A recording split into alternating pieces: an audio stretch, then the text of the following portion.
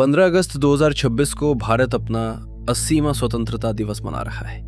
ये केवल आज हमें मिली स्वतंत्रता का उत्सव मनाने का अवसर नहीं है, बल्कि उन असाधारण संघर्षों, बलिदानों, साहस और पीड़ा को याद करना का भी गर्वपूर्ण क्षण है, जिनकी बदौलत ये आजादी संभव हो सकी।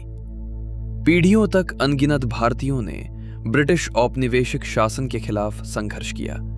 कुछ ने हाथों में हथियार उठाए, कुछ ने शांतिपूर्ण आंदोलनों के माध्यम से विरोध किया, कुछ ने अपने प्रभावशाली विचारों और शब्दों से लोगों में जागरूकता जगाई, और अनेक वीरों ने उस स्वतंत्र भविष्य के लिए अपने प्राणों का बलिदान दे दिया, जिसे देखने का अवसर भी उन्हें नहीं मिल सका। ब्रिटिश शासन के खिलाफ सबसे बड़े शुरुआती विद्रोहों में से एक 1857 का विद्रोह था, जिसे बहुत से लोग भारत के प्रथम स्वतंत्रता संग्राम के रूप में याद करते हैं। इसकी शुरुआत ब्रिटिश ईस्ट इंडिया कंपनी की सेना में कार्यरत भारतीय सैनिकों के विद्रोह से हुई, और जल्द ही ये कई क्षेत्रों में फैल गया। मंगल पांडे, झांसी की रानी लक्ष्मीबाई, तात्या टोपे, नाना साहिब, कुंवर सिंह और बेगम हजरत महल जैसे वीर प्रतिरोध के प्रतीक बन गए। रानी लक्ष्मीबाई ने युद्ध भूमि में निडर होकर संघर्ष किया, जबकि हजारों सैनिकों और आम लोगों ने ब्रिटिश शासन को समाप्त करने की आशा से इस विद्रोह में भाग लिया। यद्यपि इस विद्रोह को अंततः दबा दिया गया, लेकिन स्वतंत्रता के सपने को कभी कुचला नहीं जा सका। इसके बाद के दशकों में पूरे भारत में राजनीतिक जागरूकता तेजी से बढ़ने लगी। वर्ष 1885 में भारतीय राष्ट्रीय कांग्रेस की स्थापना हुई, और दादा भाई नौरोजी, गोपाल कृष्ण गोखले, बाल गंगाधर तिलक, लाला लाजपत राय और बिपिन चंद्र पाल जैसे नेताओं ने भारतीयों को अधिक अधिकारों और स्वशासन की मांग के लिए प्रेरित किया। बाल गंगाधर तिलक का शक्तिशाली संदेश, स्वराज मेरा जन्मसिद्ध अधिकार है और मैं इसे लेकर रहूंगा, देश में बढ़ती राष्ट्रवादी भावना का प्रतीक बन गया। इसके बाद भारत के स्वतंत्रता संग्राम का एक अत्यंत दुखद और भयावह अध्याय सामने आया। 13 अप्रैल 1919 को अमृतसर के जलियांवाला बाग में हजारों लोग एकत्र हुए थे, जिनमें से कई बैसाखी का पर्व मनाने आए थे। ब्रिगेडियर जनरल रेजिनॉल्ड डायर के नेतृत्व में ब्रिटिश सैनिक उस घिरे हुए मैदान में पहुंचे और निहत्थी भीड़ पर गोलियां चला दी। लोग अपनी जान बचाने के लिए इधर उधर भागने लगे, जबकि कुछ लोगों ने बचने की कोशिश में कुएं में छलांग लगा दी। इस घटना में सैकड़ों लोग मारे गए और बड़ी संख्या में लोग घायल हुए। जलियांवाला बाग हत्याकांड ने पूरे भारत को झकझोर दिया, और ब्रिटिश शासन को समाप्त करने का संकल्प लाखों भारतीयों के मन में और भी मजबूत कर दिया। इसी अवधि में महात्मा गांधी राष्ट्रीय आंदोलन के प्रमुख नेताओं में से एक बनकर उभरे।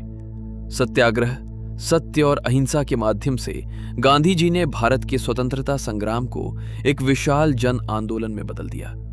असहयोग आंदोलन ने भारतीयों को ब्रिटिश संस्थानों और विदेशी वस्तुओं का बहिष्कार करने के लिए प्रेरित किया।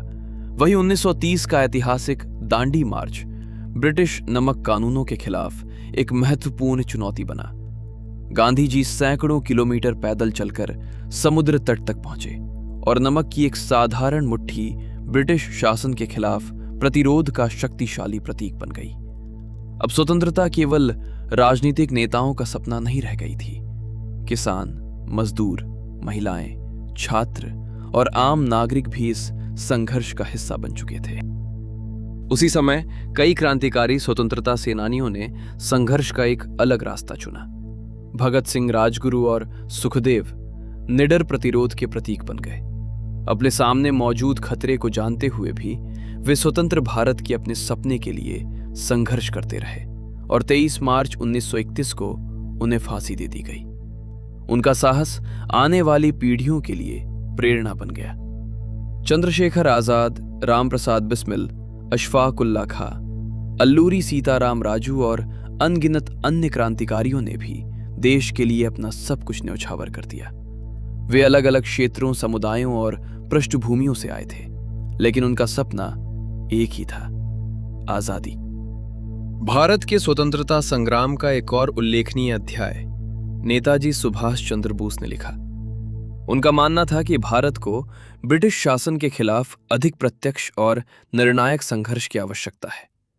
वे भारतीय राष्ट्रीय सेना यानी आजाद हिंद फौज के सबसे प्रमुख नेताओं में से एक बने और अपने प्रसिद्ध आह्वान "तुम मुझे खून दो, मैं तुम्हें आजादी दूंगा" से हजारों भारतीयों में जोश और देशभक्ति की भावना भर दी।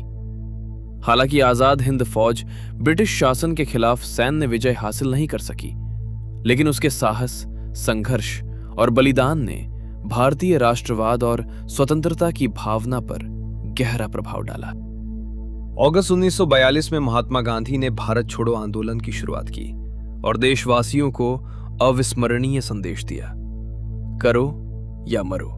ब्रिटिश अधिकारियों ने गांधी जी और कई राष्ट्रीय नेताओं को गिरफ्तार कर लिया, लेकिन पूरे देश में विरोध प्रदर्शन जारी रहे।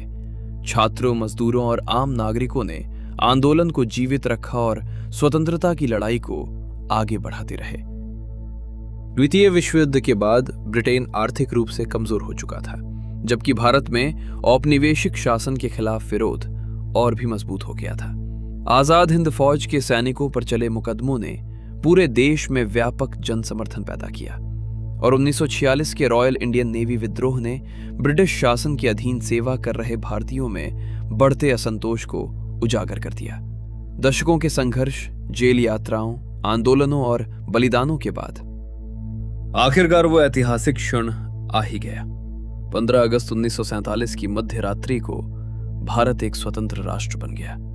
जवाहरलाल नेहरू ने देश को संबोधित करते हुए भारत की नियति से मुलाकात की बात कही और एक आजाद राष्ट्र के आकाश में तिरंगा गर्व से लहराया। लेकिन स्वतंत्रता के साथ विभाजन की दर्दनाक हिंसा और बड़े पैमाने पर विस्थापन भी आया। इसने हमें याद दिलाया कि भारत की आजादी का वो क्षण जितना उत्सव और गर्व से भरा था, उतना ही गहरे दुख और अपार पीड़ा से भी जुड़ा हुआ था। आज जब हम भारत का 80वां स्वतंत्रता दिवस मना रहे हैं, हमें यह याद रखना चाहिए कि आजादी हमें यूं ही नहीं मिली। इसे उन पीढ़ियों ने अपने संघर्ष और बलिदान से हासिल किया, जिन्होंने अपने सपने के आगे कभी हार नहीं मानी।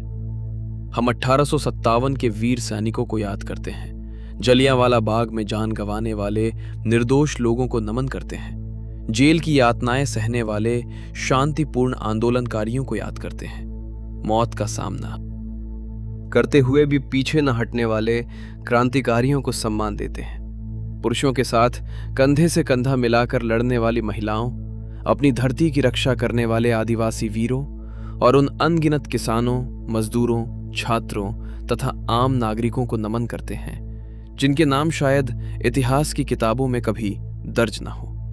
उनके बलिदानों ने हमें वो भारत दिया है जिसे आज हम अपना घर कहते हैं। अब हमारी जिम्मेदारी है कि हम इस स्वतंत्रता की रक्षा करें, अपने लोकतंत्र और संविधान का सम्मान करें, विविधता में एकता की भावना को मजबूत करें और ऐसा भारत बनाएं जो उन महान बलिदानों के योग्य हो।